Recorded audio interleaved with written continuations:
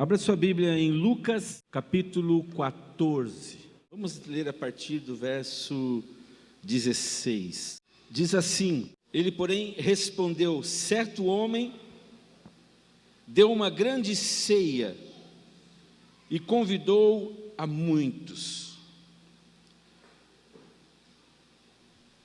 À hora da ceia, enviou o seu servo para avisar aos convidados: vinde, porque tudo já está preparado. Diga comigo nessa noite: tudo já está preparado. Não obstante, todos a uma começaram a excusar-se, a dar desculpas. Disse o primeiro: comprei um campo e preciso ir vê-lo. Rogo-te que me tenhas por escusado. Outro disse: comprei 5 juntas de bois e vou experimentá-las. Rogo-te que me tenhas por escusado. E outro disse: casei-me e por isso não posso ir. Voltando o servo, tudo contou ao seu senhor. Então, irado, o dono da casa disse ao seu servo: sai depressa para as ruas e becos da cidade e traze para aqui os pobres, os aleijados, os cegos e os coxos. Depois lhe disse o servo: Senhor, feito está como mandaste, e ainda há lugar. Respondeu-lhe o Senhor: sai pelos caminhos agora, sai pelos caminhos e atalhos e obriga a todos a entrar, para que fique cheia a minha casa. Porque vos declaro que nenhum daqueles homens que foram convidados provará a minha ceia. Grandes multidões o acompanhavam, e ele, voltando-se, lhes disse: se alguém vem a mim e não aborrece a seu pai e mãe, e mulher e filhos, e irmãos e irmãs, e ainda a sua própria vida, não pode ser meu discípulo. E qualquer que não tomar a sua cruz e vier após mim, não pode ser o meu discípulo.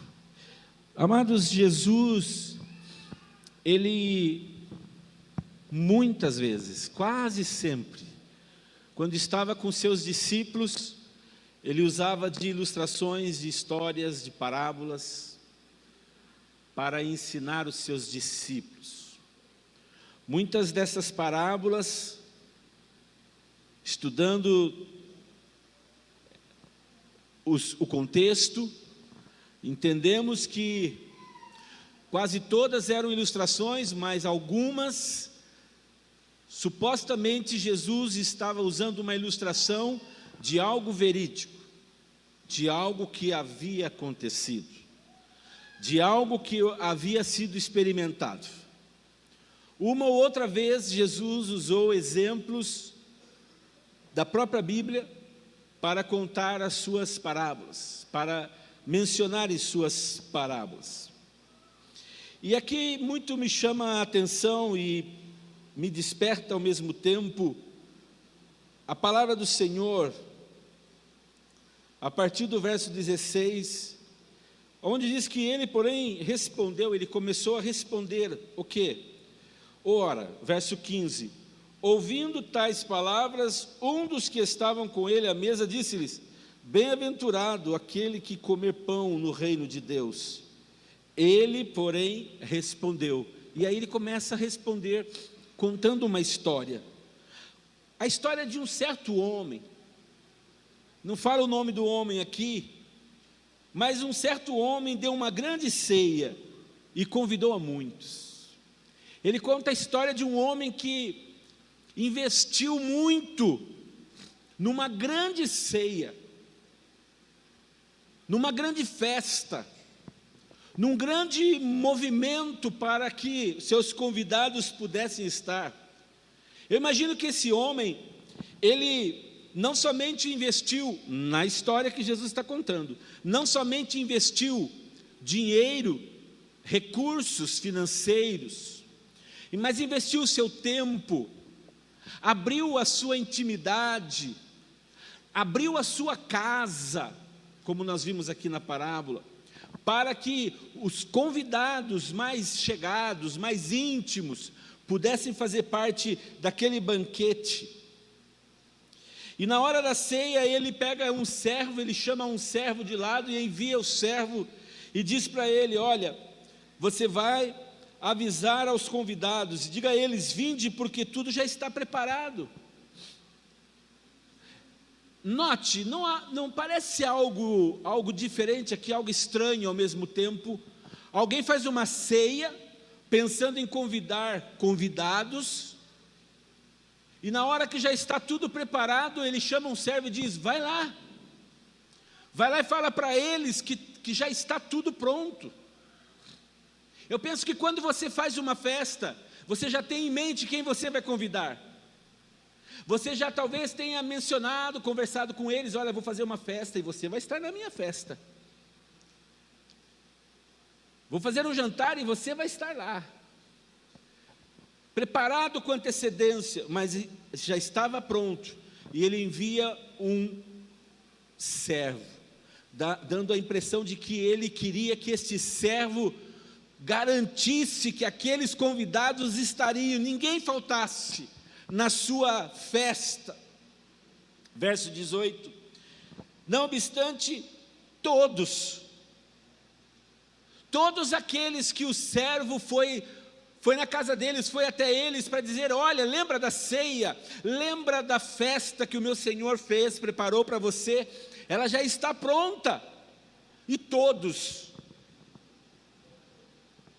começam a dar desculpas para aquele homem da parábola, para aquele senhor da parábola que Jesus estava dizendo.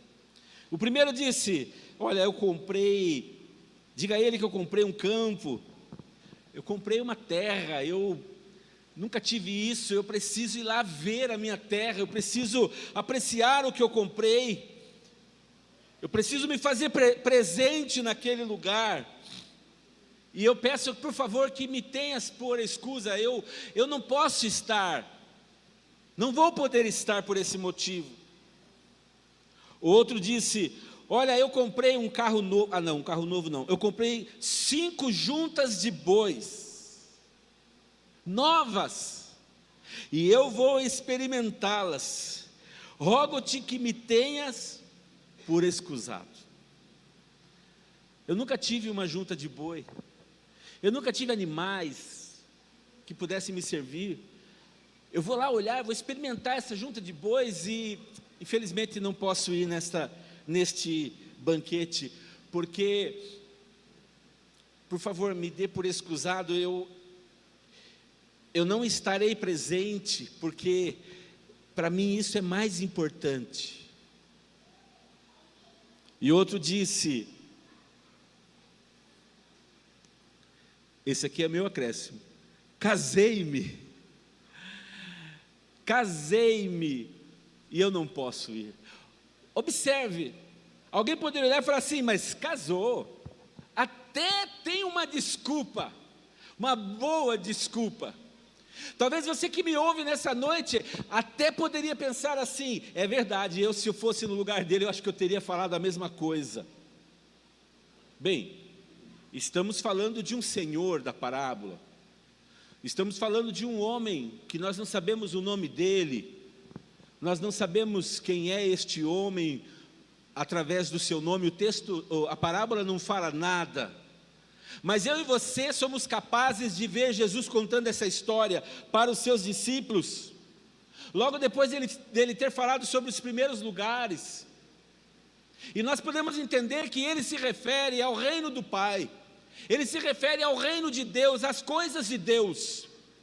Nós podemos entender, sem muito nos aprofundar teologicamente no texto, sabemos que esse Senhor representa Deus, representa o Pai que ama, o Pai que tem um convite para todos aqueles que são seus filhos, seus chegados, pessoas que Ele gostaria de tê-los com Ele. E muitas dessas pessoas se excusaram, disseram: olha, desculpe, mas eu não vou, eu tenho coisas muito importantes para serem resolvidas. E o servo volta para o seu senhor, e aí conta tudo o que aconteceu no verso 21. Então o irado, o dono da casa, disse ao seu servo: faz o seguinte, sai depressa para as ruas e becos da cidade, e traze para aqui os pobres, os aleijados, traz os cegos, traga os coxos. Depois lhe disse o servo: Senhor, está feito como mandaste, aqui estão eles, mas ainda está faltando lugar. Verso 23, então respondeu o Senhor: sai pelos caminhos e atalhos e obriga a todos a entrar, para que fique cheia a minha casa. Agora já não era mais um convite, mas era um apelo. Obriga eles a virem. Você está aí? Você está entendendo o que é que Deus está falando? Bem, nessa noite eu gostaria de compartilhar uma palavra ao teu coração. E eu queria dizer a você que Deus está nesta noite procurando pessoas. Deus está à procura de pessoas que estão disponíveis. Eu poderia começar esta noite perguntando quantos aqui se acham discípulos de Jesus. Eu imagino que muitos ergueriam suas mãos. Assim como eu também ergueria a minha mão. Mas se nós atentarmos para os versículos 24 até o 27, nós vamos ver quão sério é esta palavra, esse ensino de Jesus, para mim, para você, para os discípulos. Ele diz, ainda continuando a parábola: porque vos declaro que nenhum daqueles homens que foram excusados, nenhum deles, nenhum daqueles que vêm na minha presença com desculpas, eu não posso ir hoje porque está muito frio, eu não posso ir hoje porque está muito calor, eu não posso hoje porque é o final do campeonato do meu time, eu não posso ir hoje porque eu comprei um carro novo, eu não posso ir hoje porque eu comprei um sítio, eu não posso ir hoje por isso e por aquilo. Ele está dizendo: nenhum desses que foram convidados provará a minha ceia, provará o que eu tenho de melhor, sentará à minha mesa, estará comigo. Ele está falando de coisas eternas, ele está falando do reino dele, ele está falando de coisas futuras. Grandes multidões o acompanhavam, e ele, voltando-se, lhes disse. Jesus olha para essas multidões e diz: se alguém vem a mim, agora observe, ele sai da parábola, ele cessa a parábola, encerra a ilustração, e ele se volta para as multidões. Ele está dizendo: se alguém vem a mim, e não aborrece a seu pai, e mãe, e mulher, e filhos, e irmãos e irmãs, e ainda a sua própria vida, não pode ser meu discípulo. Muitas vezes nós achamos que ser discípulos de Jesus, Davidson, é algo muito fácil, é algo muito aceitável. Deus está cheio de compreensão conosco. Podemos simplesmente dar algumas desculpas para Deus. Há muitas pessoas hoje que deram desculpas neste dia para não ouvir a palavra de Deus. Talvez muitos foram convidados, mas, muito obrigado pelo convite, mas hoje eu não posso estar presente. E assim muitos têm feito para com as coisas de Deus. E talvez muitos que são íntimos, muitos que já ouviram Ele compartilhar do seu amor, disseram: eu acho que hoje eu não vou, acho que hoje eu não estarei, acho que hoje eu não posso estar porque algumas coisas importantes na minha vida podem ficar em segundo plano se eu buscar a Deus em primeiro plano na minha vida. Ora, a Bíblia não ensina isso. A Bíblia nos ensina que nós temos que buscar em primeiro plano o reino de Deus, e as demais coisas vão ser acrescentadas. Nós podemos descansar e confiar, e Ele vai nos ajudar. E o verso 27, ele finaliza dizendo: qualquer que não tomar a sua cruz e vier após mim, não pode ser meu discípulo. Sabe o que custa para ser discípulo de Jesus? Você pagar um preço. Você ser discípulo de Jesus exige que você tome uma posição e pague um preço. Muitas vezes, quando pessoas entregam suas vidas a Jesus e os amigos ficam sabendo, os abandonam, os deixam. Não estranhe se isso acontecer, ou se isso aconteceu, ou se isso estiver acontecendo com você, não estranhe, porque já era escrito isso, que aqueles discípulos verdadeiros que seguissem ao Senhor, que decidissem caminhar com o Senhor, eles não se importariam nem para a sua própria vida. Eles sabiam que aborreceriam quando tomassem a decisão de seguir a Jesus. Eles aborreceriam pai, mãe, sogro, sogra. A cobrança ia ser, implacável sobre esse novo crente em Jesus. Talvez foi assim com você, quando você entregou sua vida a Jesus, e você, por um momento, por uma questão de escolha, por uma questão de prioridade na sua vida, você decidiu, ao invés de estar na reunião familiar, naquele almoço que vai até tarde da noite, você decidiu estar na casa do Senhor, cultuando, adorando ao Senhor, se enchendo da presença dEle, se alegrando com a presença de Deus na vida dos seus irmãos. Mas a família muitas vezes não entende isso, mas é uma questão de tempo. A verdade é que nós temos que entender isso, é uma questão de tempo, e logo a família vai entender e vai receber também a Jesus como você. O que nós temos que fazer é permanecer fiéis ao Senhor, orando pela vida dos nossos familiares, pela vida, como diz o texto aqui, da minha mulher, dos meus filhos, irmãos, irmãs, e ainda a minha própria vida.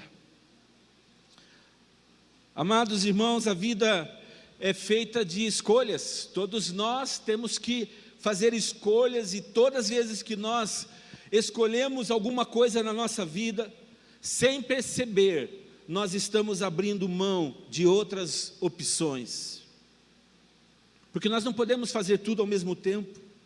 E quando o assunto é reino de Deus, nós precisamos aprender que nós não somos escolhidos por Deus de acordo com aquilo que nós sabemos fazer. Você não é escolhido por Deus de acordo com aquilo que você consegue fazer. Você não é escolhido por Deus de acordo com a sua capacidade. Deus não está atrás de pessoas capacitadas. Deus não está atrás de pessoas que acreditam que já estão prontas.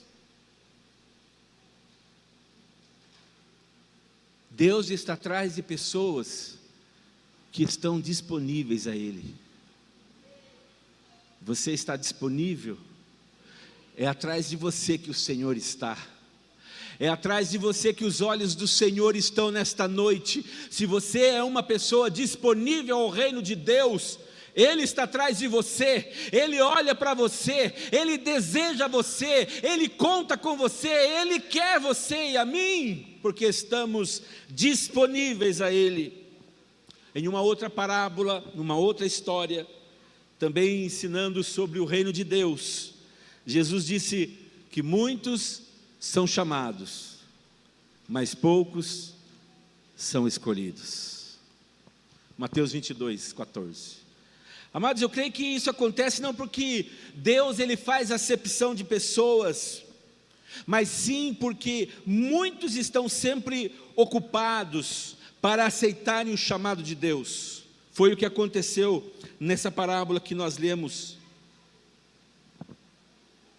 E eu queria mencionar aqui 3 coisas importantes, essenciais, para aqueles que estão decididos servir a Deus, trabalhar no reino de Deus.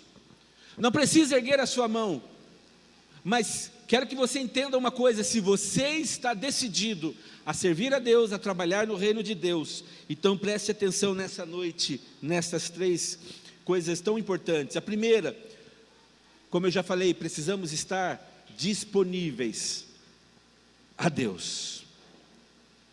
Lucas capítulo 10, se você puder voltar aqui um pouquinho a página, veja o que diz o verso 2. Ele lhes fez a seguinte advertência: a seara é grande, mas os trabalhadores são poucos. Rogai, pois, ao Senhor da seara que mande trabalhadores para a sua seara. Mande trabalhadores, rogue ao Pai para que mande trabalhadores para a sua seara. O verso 18 do capítulo 14 que lemos, eles diziam todos, a uma só palavra, eles diziam: olha, nós não podemos estar, porque eu comprei um campo, porque eu comprei uma junta de bois, porque eu casei, eu não posso. Podemos até dizer que são boas desculpas, mas elas não podem, de maneira alguma, inverter as nossas prioridades. Aqui o Senhor disse que, em Lucas 10, 2, que nós acabamos de ler, Ele disse que a seara é grande, mas os trabalhadores são poucos. Amados irmãos, esta é uma grande realidade nos nossos dias. Quando muitos cristãos, quando muitos crentes no Senhor poderiam estar servindo o reino, mas alegam não estarem disponíveis para Deus por conta dos trabalhos, dos negócios, da família, do lazer, e enfim, tantas outras coisas. Na parábola que nós lemos, Jesus deixou claro que tudo isso se torna desculpas quando usado para recusar o convite do rei para nos envolvermos com o seu reino. É muito triste, mas muitos cristãos que receberam dons e talentos de Deus, mas acabam enterrando os seus talentos, os seus dons, porque o uso desses dons e desses talentos no reino de Deus, para que eles cumpram o seu propósito, que é edificar a igreja de Jesus Cristo. Para que isso aconteça, exige renúncia de cada um de nós, exige renúncia das reuniões familiares. Alô? Exige renúncia do lazer, exige renúncia de certos prazeres terrenos. Olha só, eu não estou falando que você não pode tirar férias, é direito seu, trabalhador. Eu não estou dizendo que você não pode se programar para sair com a família, para ter um encontro com a família, não é isso que eu estou falando. Mas eu estou falando de você se envolver no reino de Deus, se envolver na obra do Senhor. Quando Ele diz na sua palavra, rogai ao Pai, porque a seara é grande, já foi plantado, agora é tempo de colher, é tempo de ceifa, mas clame ao Senhor, porque a seara é grande, mas os trabalhadores são poucos. Nós não temos trabalhadores para colher tanto fruto como está para surgir. Ou seja, olhando para o reino, olhando para a igreja de Cristo, em outras palavras, ele está dizendo o seguinte: tem muitas pessoas que poderiam estar trabalhando, poderiam estar usando seus dons e talentos a serviço do reino de Deus, mas não estão. E os que estão, são pouquinhos. E ainda corre-se o risco, embora a Bíblia não está falando isso, mas esse é um acréscimo meu, corre-se o risco de olharmos para aqueles poucos que estão trabalhando e apontarmos e dissermos a eles: olha, eu acho que eles não estão fazendo a coisa direito, eu acho que eles não estão fazendo a coisa como eu faria. Então é hora de você arregaçar a sua manga, é hora de você ouvir o chamado do Pai, é hora de você ouvir o rogo dos trabalhadores, dos discípulos que estão rogando ao Pai, pedindo mais trabalhadores e mãos à obra. Servir ao Senhor com alegria, apresente-se a Ele com cânticos. O Senhor tem dotado você de talentos, de dons, de tantas coisas bonitas e lindas que Ele tem construído na sua vida. Olha o quanto você poderia ser valioso nas mãos do Mestre, para que outros pudessem conhecer ao Senhor.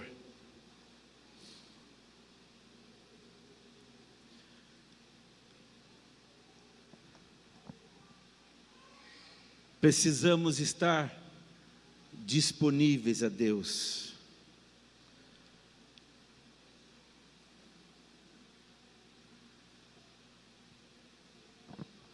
Precisamos, em segundo lugar, estar disponíveis para Deus quando Ele quiser. Quando Deus quiser. Mateus, se você puder abrir comigo, Mateus 21.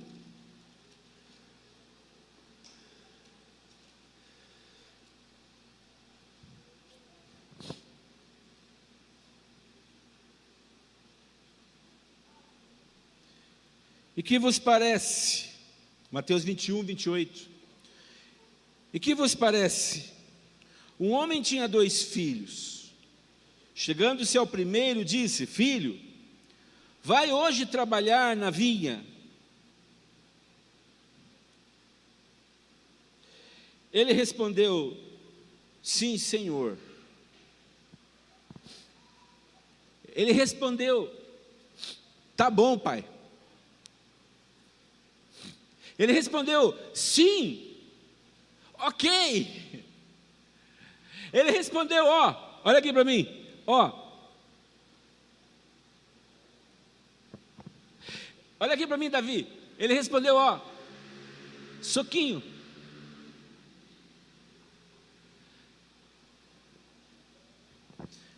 Vai hoje trabalhar na vinha. Sim, Senhor. Porém não foi. O verso está dizendo que esse filho disse para o pai que ia. Ele disse para o pai: pode contar comigo. Beleza, tamo junto. Quantas vezes você já ouviu essa palavra? Tamo junto. Conta comigo. Tô junto. Unindo forças. Beleza. Porém não foi. Verso 30. Dirigindo-se ao segundo filho, disse-lhe a mesma coisa. Ou seja, vai hoje trabalhar na vinha. Mas ele respondeu: ah, pai, eu não quero não. Ah, eu não vou, estou fora. Filho, vai trabalhar hoje na minha vinha. Ah, não vou não, não quero. na cara dura, na cara do pai. Você não precisa fazer muito esforço, querido irmão, para entender que esta parábola do Senhor Jesus está falando do seu reino. Você não precisa de muito esforço para entender que esse Pai é o nosso Deus e que esses filhos podem ser eu ou você e eu, se você preferir. Eu não vou não. Mas o versículo não termina aí. Ele diz que o filho respondeu assim: eu não quero. Depois, arrependido, foi. Lá dentro ele se arrependeu. Lá dentro ele refletiu. Lá dentro ele pensou em todo o amor do seu pai, o esforço do seu pai, tudo que seu pai investiu por eles, tudo que seu pai deu por eles, o amor, a graça, a bondade, a salvação. Ele refletiu e ele se arrependeu. Ele voltou atrás, e ele foi. E aí, o Senhor pergunta: qual dos dois fez a vontade do Pai? E aí os que estavam com Jesus disseram: o segundo. Declarou-lhes Jesus: em verdade vos digo, que publicanos e meretrizes vos precedem no reino de Deus. Entenda isso. Jesus estava dizendo para eles: em verdade vos digo, que aqueles que vocês olham para eles e os veem improváveis, aqueles que vocês olham para eles, os publicanos, que são uma raça terrível, cobradores de impostos, ladrões, eram assim os publicanos. Ninguém convidaria um publicano para estar na sua casa. Em verdade vos digo que os publicanos e as meretrizes, as prostitutas, é isso que o Senhor Jesus está dizendo, as mulheres à toa, as mulheres baixas, as mulheres que vendem o seu corpo, essas que ninguém se achegam a elas, esses prostitutos, esses que você diz, para ele já está destinado o fogo do inferno. Jesus está dizendo: pois eu quero que vocês entendam uma coisa, publicanos e meretrizes vos precedem no reino dos céus. Sabe o que significa?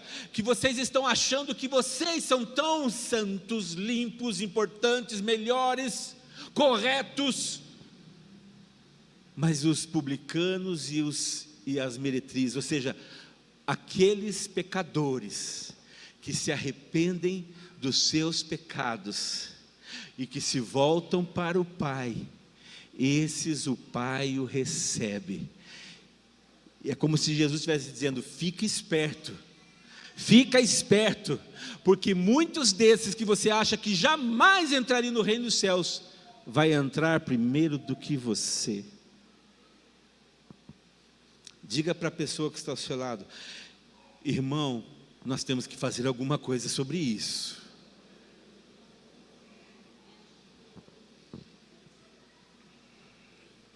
Tem muito crente que acha que estar disponível a Deus é orar, ler a Bíblia e ir à igreja. O que eu falei primeiro? Orar, ler a Bíblia e ir à igreja. Tem muitos que acreditam que fazer isso é sinônimo de estar disponível a Deus. Eu diria que tudo isso é essencial para a sua vida espiritual, não fracassar. Mas isso não nos torna disponíveis para o reino de Deus. Quantos cristãos estão dentro da igreja há anos, há muitos anos, mas quando são convidados para servir ao Senhor, para trabalhar ao Senhor, para se envolver no reino de Deus, dizem que vão, mas nunca vão. São semelhantes ao filho da parábola que nós lemos. Os disponíveis que Deus procura são aqueles que dizem: eis-me aqui, Senhor, eis-me aqui.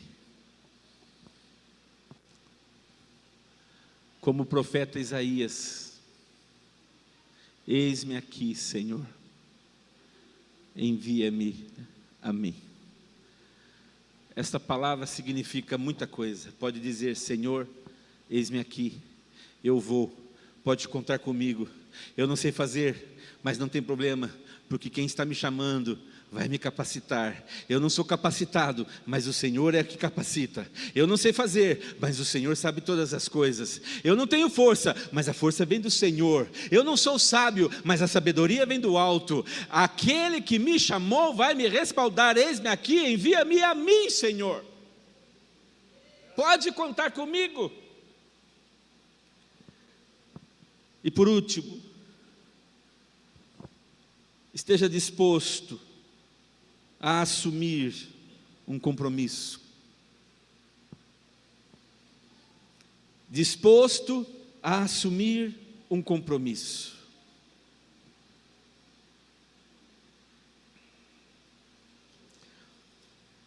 O texto que lemos,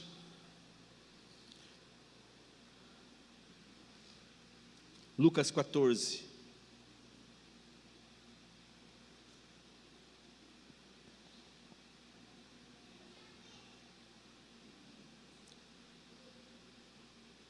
Verso 33, assim pois todo aquele que dentre vós não renuncia a tudo quanto tem,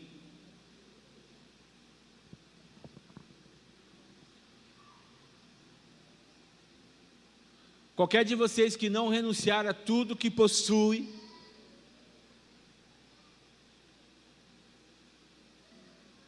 por favor termine,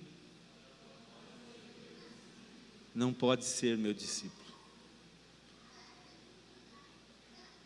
Então, se você deseja ser discípulo de Jesus, talvez esta seja a noite de você rever algumas coisas na sua vida. Talvez esse seja um dos maiores motivos pelo qual nós temos tão poucos cristãos interessados em trabalhar para o reino de Deus, assumir um compromisso. De fato, amados irmãos, o texto deixa claro que se nós quisermos seguir os passos do nosso Senhor Jesus Cristo, nós precisamos renunciar a tudo quanto temos. Muitos cristãos até sentem vontade de trabalhar para o reino, mas quando são passados a eles os critérios, as responsabilidades de um seguidor de Jesus, de um discípulo de Jesus, acabam... Ei, você está me ouvindo? Toda vez que eu falo isso é para você entender que tem gente conversando, tá? É só para você se lembrar. Tem muitos assim, que não entendem os critérios e as responsabilidades e acabam dando um passo atrás, recuando. Nós precisamos entender que Deus é um Deus de excelência e de compromisso. Daí Ele exigir para a sua obra pessoas disponíveis para assumir com excelência e compromisso o seu trabalho. E eu quero concluir. Diga para a pessoa que está ao seu lado: Deus não está à procura de pessoas capacitadas. Diga para essa pessoa: se você se acha capacitado, você está fora. Mas Deus está à procura de pessoas disponíveis. Verdadeiramente, amados, é um privilégio, um grande privilégio, ainda maior do que sermos usados por Deus, muito maior é sermos aprovados por Deus. Muito maior do que ser usado por Deus é ser aprovado por Ele, pelo nosso Deus, aleluia. E para ser aprovado por Deus, somente cristãos, somente crentes disponíveis e compromissados é porque conseguem alegrar o coração do Rei Jesus, que nesta noite de domingo, que hoje está trazendo esta palavra ao nosso coração, uma exortação ao nosso coração, que o nosso Deus, eu finalizo com isso, que o nosso Deus, Ele possa nos levantar como filhas, como filhos compromissados com o seu reino nesta noite. Não deixe que o medo lhe paralise, não olhe para as coisas que você não sabe fazer, porque elas se tornam gigantes. Cada vez que você olha para elas, você está alimentando estas coisas e fazendo com que elas cresçam, se tornem gigantes, impossíveis. Todo Israel sabia que Golias era um gigante, um valente, que ninguém podia contra os filisteus, e eles começaram a olhar para isso, e ouvir todas as manhãs ele dizer: será que tem algum incircunciso aí neste arraial dos judeus para lutar comigo? E o urro da sua voz colocava medo no coração daqueles homens, a ponto dos seus corações derreterem de medo. Mas Davi chegou ali na força do Senhor. Ele não era dotado para a guerra, não sabia nada, estratégia nenhuma de guerra, mas ele tinha Jeová Sabaote com ele, ele tinha o Senhor, o general dos exércitos estava com ele. Ele disse: olha, você pode vir comigo, contra mim, com espadas, com lanças, isso pouco importa, porque eu vou contra você em nome do Senhor Deus dos exércitos, Senhor Deus de Israel. Sabe, isso é você tirar os olhos das coisas impossíveis. Isso é você tirar os olhos das coisas que te amedrontam, que dizem: olha, isso aqui é muito para você.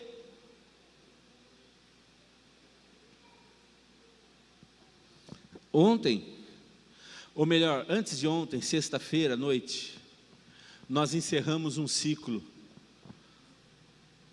com mais 13, eu não lembro, acho que foram 13 discípulos, não lembro. Novos discípulos formados na capacitação Destino. Sabe o que eles fizeram? E eu quero dizer uma coisa: o fato de eles estarem formados na capacitação Destino não significa que eles estão 100% capazes de assumir a liderança de uma célula e sair aí, romper. Não significa isso. Mas significa que eles estão prontos para depender de Deus. Eles estão prontos para entender que Deus não está atrás de capacitados, Deus está atrás de disponíveis, e quando Ele tem os disponíveis, Ele capacita.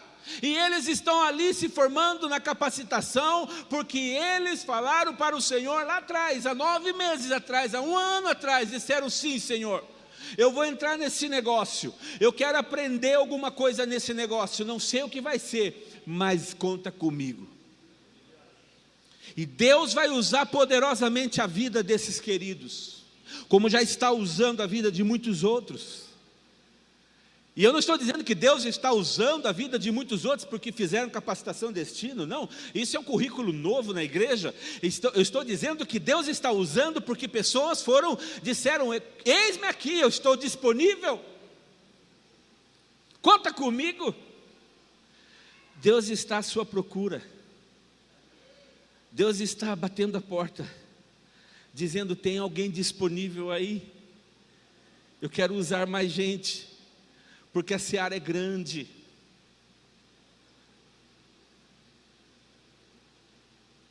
Fecha os teus olhos.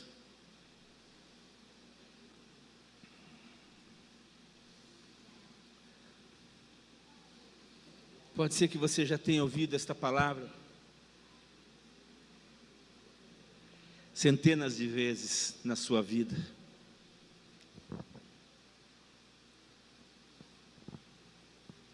Mas o que vale é qual é o momento que você colocou esta palavra em prática na sua vida. Você pode ter ouvido esta palavra milhares de vezes, mas o mais importante é o dia em que você decide colocá-la em prática na sua vida.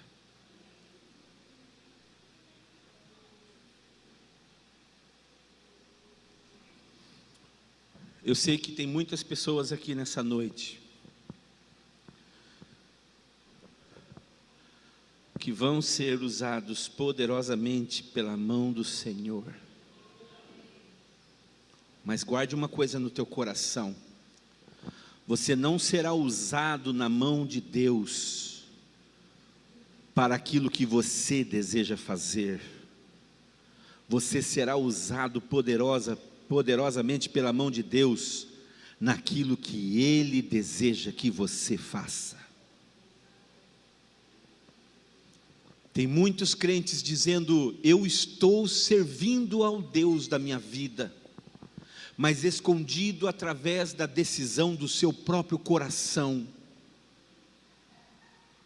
E quando eu digo isso, talvez nesta noite, se você tiver ouvidos, ouça esta palavra. Talvez esta noite, você que está fazendo alguma coisa no reino de Deus e acredita que você está fazendo a coisa certa, talvez isso foi o que você desejou e não foi o que Deus disse para você fazer.